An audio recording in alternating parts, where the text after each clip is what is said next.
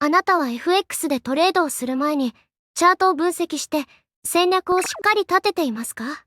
この戦略を立てるか立てないかで、トレードの質も大きく変わってきます。しかし、戦略を立てると言っても、特に難しいことはありません。そこで今回は、チャート分析からトレード戦略を立てるまでの流れを解説していきます。チャート分析とトレード戦略の立て方。それでは早速、私がトレードをする際のチャート分析とトレード戦略を紹介していきます。私の場合、短期のデイトレードがメインなので、1時間足をベースにしてトレード戦略を立てていきます。例えば、現在の1時間足のチャートがこのようだったとしましょう。このチャートをパッと見た瞬間、下落トレンドになっていますよね。つまり、売りが優位な状態なので、この流れに沿って、基本は売りを中心に攻めていく戦略を立てます。そしたら次に考えるのが、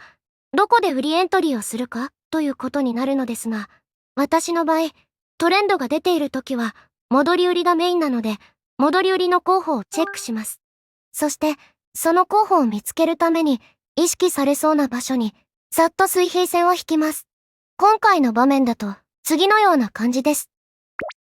こうすることで、エントリーポイントがある程度明確になるので、トレード戦略が見えてきます。そしてここから考えられるチャートの動きを予想して、トレード戦略をさらに明確化していきます。このチャートの場合だと、まず一番下の水平線ですが、私的にはここではあまり戻り売りをしたくありません。なぜなら、直前の安値の動きを見ると、ダブルボトムのようになっていて、下値を固めているからです。これだと、仮に一番下の水平線までレートが戻ってきて、そこから反転したとしても、安値を更新しないで、もみ合いが起きる可能性があります。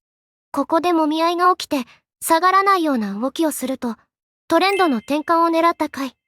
売っている人たちの決済、この2つが出る可能性が高くなるので、そこから一気に上昇してくる可能性があります。そのため、ここで売る場合は、水平線付近でダブルトップが出るなど、上行けない形が出たら売っていきます。次に、2つ目の水平線ですが、ここは戻り高値になっていて、この場所から強く下落しているので、多くの相場参加者に意識される場所です。下から逆張りで買っている人たちも、この戻り高値を認識しているので、そこが利食いの目処になります。さらに売りを狙っている多くの人たちも、この場所でもう一度反応して、下落する可能性が高い、と考えているので、ここから戻り売りをしてきます。そのため、私もこれらの大衆心理を利用して、この戻り高値では積極的に売りを狙っていきます。また、戻り高値近辺をよく見てみると、3ゾンのチャートパターンもできていますよね。この3ゾンのネックが、戻り売りの目処として意識されるので、戻り高値の箇所だけでなく、ここも視野に入れて、ゾーンで考えながら戻り売りを狙っていきます。ただ、このあたりで売った場合、仮に反転して下落をしたとしても、逆三ゾーンを作る可能性があります。そうなると、ここからトレンドの転換が起きて、上昇する可能性があるので、逆三ゾーンの右肩付近までレートが下がったら、ストップを縦値に移動します。これがメインの売り戦略になります。そして次は、買いの戦略も考えていきます。今回の場面であれば、上側の水平線をある程度しっかり上へ抜けたら、押し目で買いを狙っていきます。なぜなら、この水平線は戻り高値なので、ここをしっかり上抜けすることで、トレンド転換が起きた、と判断する人が増えるからです。そうなると、売っている人たちも、ちょっと嫌な感じだな、なんて感じて、利食いの決済をしてきます。また、トレンドの転換が起きることで、相場参加者の目線も買いに傾くので、レジサポ転換で、戻り高値から買いも入りやすくなります。だから、私もこの心理を利用して、この位置で買いを狙っていきます。もし、戻り高値を上抜けた後に、深く戻ってきた場合は、逆三ゾーンを作ることになります。この場合、戻り高値を上抜けてトレンドの転換をした上に、はっきりしたチャートパターンも出るので、上昇する可能性がより高くなります。そのため、この形が出た場合も買いを狙います。その代わり、この位置に来るまでの押しが深くなるので、少し待って下がりそうにない動きを見せたら、買いでエントリーをしていくようにします。ただし、買いを狙う場合は、全体の流れはまだ下落トレンドなので、直近の目立った高値までが利食いの目処です。今回のチャートで言うと、三尊の右肩までです。よって、今回の場面でのトレード戦略としては、上側の水平線で戻り売り、上側の水平線で押し目買い、下側の水平線で押し目買い、といったように3つの戦略を立てることができます。このような感じで、トレードをする前にあらかじめ戦略を立てておくと、いざその場面になった時も落ち着いてトレードをすることができます。では、その後どうなったかを見てみましょう。上側の水平線で、綺麗に反転して下がっていきました。やっぱりこの場所は、多くの相場参加者に意識されていたみたいですね。トレード戦略を立ててからトレードするまでを解説。先ほどのチャートでは、一つの時間軸を使って、トレード戦略の立て方を解説しました。では次は、トレード戦略を立ててから、エントリーをして決済するまでの流れも解説していきます。まず、現在の1時間足チャートは、次のようになっていたとしましょう。この時の全体の流れを見ると、上昇トレンドになっています。よって、まずは買いを狙っていく戦略を考えます。そして、今現在のレートは、押し目買いができそうな位置にいます。しかし、この位置に来るまでの動きをよく見てみると、高値と安値を切り下げて、下落トレンドを作っています。この動きになると、下落トレンドなのを重視する人も多いので、買いが入りづらくなります。それに加えて、上の方から逆張りで売っている人たちも、あまり決済をしてきません。このことから、反発をしづらい状況なので、ここで買うことはしません。この位置で買わないとなると、どこで買うかですが、私であれば、戻り高値を上抜けて、トレンドの転換をした後の押し目買いか、逆三尊の右肩で買いを狙っていきます。次に売り戦略ですが、この位置からだと、押し安値を下へ抜けた後の戻り売りがメインになります。ただ、これだと少し距離があるので、この形になるまでは時間がかかりそうです。よって、もう一つの売り戦略としては、現在の位置から一旦上昇した後に、もう一度下がって、下落トレンドが継続してからの戻り売りになります。このような買いと売りの戦略を立てた上で、チャートをしばらく進めてみましょう。逆三尊の形が出てきましたね。こうなると、買い戦略が使えるので、ここでエントリーポイントを探るために、まずは15分足を見てみましょう。いい位置に来ているのですが、少し下落の勢いが強いですね。これだと、このまま下がっていく可能性があるので、まだ入らずに、もう少しローソク足を進めてみましょう。上昇していっちゃいましたね。この位置からだと上に行き過ぎているので、エントリーすることができません。しかも、現在の位置を見てみると、押し安値まで戻ってきているので、ここがレジスタンスとなって下がってくる可能性があります。では、ローソク足をしばらく進めてみましょう。再度下落して、直近の安値を少し更新してきました。ここから下がっていく可能性があるのですが、逆三尊の左肩付近が意識されて、反発する可能性もあります。そのため、ここからローソク足を1本進めてみます。陽線が出て反発し始めましたね。どうやら逆三尊の左肩付近が意識されているみたいです。そうなると、ここから上昇していく可能性が出てきたので、今度は1分足に変えて、さらに細かくエントリーポイントを探っていきます。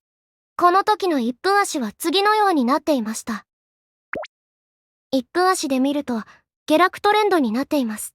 そのため、できれば1分足の戻り高値を上へ抜けて、トレンドの転換をしてからエントリーをしたいところです。ただ、1分足の現在の形を見ると、ここでも逆三尊を作りそうです。1時間足の逆三尊の右肩で、さらに1分足で逆三尊を作るとなれば、反転する確率が高くなります。よって、1分足の逆三尊の右肩でも、買いでエントリーを考えていきます。では、その後の動きを見てみましょう。逆三尊の右肩までレートが落ちてきました。ここで反発するようだと、逆三尊が意識されている証拠なので、買っていきたいところです。それではローソク足を1本進めてみます。上髭陽線でめちゃくちゃ微妙なローソク足が出ました。これだとまだエントリーできないので、もう一本ローソク足を進めてみましょう。陽線が出ていい感じになりましたね。これだと、1分足の逆三ゾーンは意識されていると見ることができるので、この次のローソク足でエントリーです。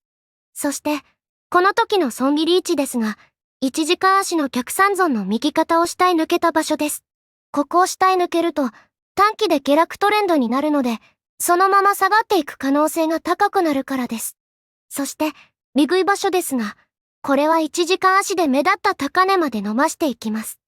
では、その後の動きを見てみましょう。損切りになってしまいました。エントリー後はいい感じで上がったのですが、利食いに届く前に反転してしまいました。ちょっと欲張りすぎましたかね。それでは、ここからのトレード戦略も立てていきましょう。まず、現在の状態が次のようになっています。この位置だとかなり微妙なので何もできない状態です。直近の安値で反発してから買いを狙う戦略もあるのですが、この位置まで結構強い勢いで下がることになると思います。そうなると、買いが入りづらくなるので、ここでの買いは見送ります。次に考えられるのが、直近の安値をしっかり下へ抜けた後の戻り売りです。直近の安値をしっかり抜ければ、はっきりとした下落トレンドになるので、売りも入りやすくなります。もう一つは、直近の安値を下へ抜けた後の押し安値付近での戻り売りです。押し安値付近では何度も反応した形跡があるので、ここは意識されて売りが入ってくる可能性が高いからです。よって、この2つのトレード戦略をメインに考えながら、その後の動きを見てみましょう。直近の安値を下へ抜けて、レートが戻ってきました。ここは先ほど戦略を立てた戻り売りポイントなのですが、私からすると直近の流れに対して戻りが浅すぎるんですよね。これだと戻り売りが入らずに上がってくることの方が多いので、この場所での売りは見送ります。それでは、もう少しローソク足を進めてみましょう。今度は押し安値付近まで戻ってきました。これだと全体の流れを見ると、はっきりした下落トレンドを作っている上に、意識されそうな場所までしっかり戻ってきたので、戻りの深さも申し分ありません。では、エントリーポイントを探るために、5分足に変えて現在の状況を見ていきます。5分足で見ると、一方的に上がってきているので、上昇の力が強い状態です。ここから下がったとしても、押し目買いが入ってくる可能性があるので、まだエントリーはせずに様子見をします。では、ローソク足を少し進めてみます。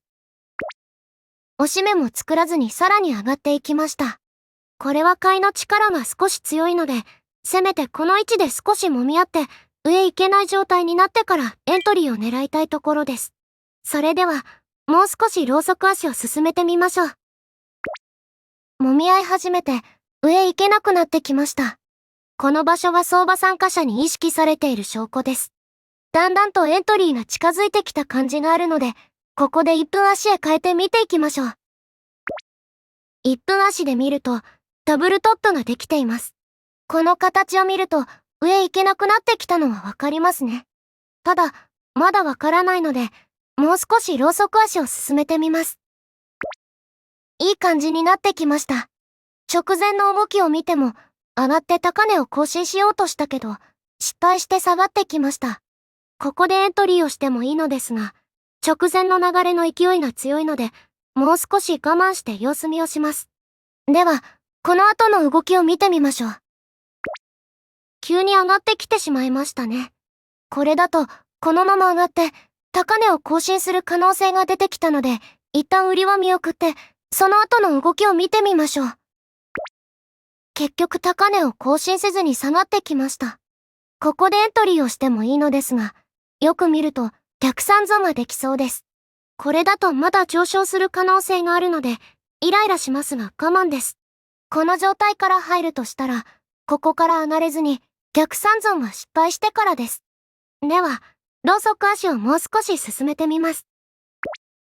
逆三損を作るのに失敗して下落し始めています。これであれば、ここから下がる可能性がそれなりに出てきたので、次のローソク足で売りエントリーができます。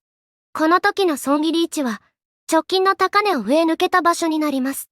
ここを上抜けると、短期足で上昇トレンドが継続になるので、さらに上がっていく可能性があるからです。利食いに関しては、1時間足の直近の安値に設定します。1時間足で見ると、はっきりした波を作っているので、直近の安値を下へ抜けてもおかしくありません。でも、私の場合は、利益を取り逃すのに苦痛を感じるタイプなので、目立った場所に来たら利食いをしちゃいます。それでは、その後の動きを見てみましょう。